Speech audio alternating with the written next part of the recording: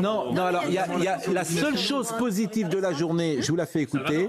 Non, la seule chose positive de la journée, c'est que des jeunes gens issus de l'immigration, pour la première fois, ont pris la parole.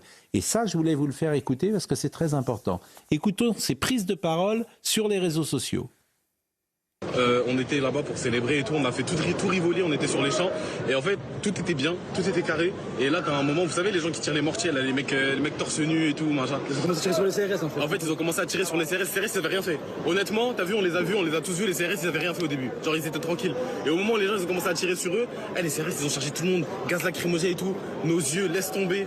Ça veut dire... Moi c'est ma bouche surtout. Voilà. Toi, c'est ta bouche, allez pas aux Champs-Élysées, c'est fini. Vous passez votre temps à dire que les gens sont racistes, que l'extrême droite est un fléau, etc. Mais vous-même, vous leur donnez raison. Je viens de voir une vidéo où, naturellement, c'est pas des Chinois, hein, mais moi je le dis et je m'en fous ce qu'on pense de moi, une bande de rebeux, parfait, une bande de rebeux agressé un pompier.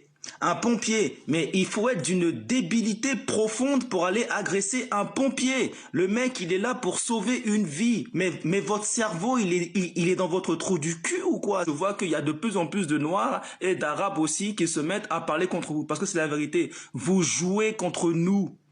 Vous jouez contre nous. Vous n'êtes pas dans notre équipe. C'est vous qui alimentez le racisme. Vous jouez contre nous. Moi, ce que je trouve intéressant, c'est que l'info aujourd'hui va se faire sur les réseaux sociaux. Puisque TF1, France 2, tous, France Inter ne veulent pas parler. C'est d'ailleurs des petits bourgeois qui font les infos.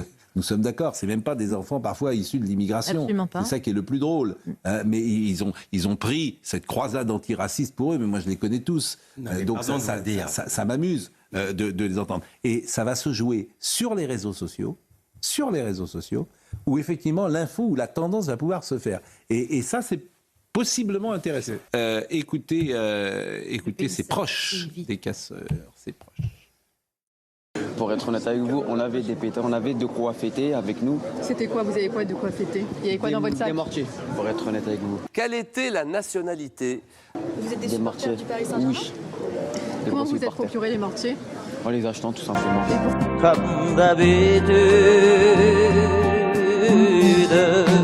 vous les avez pris dans votre sac ce soir-là?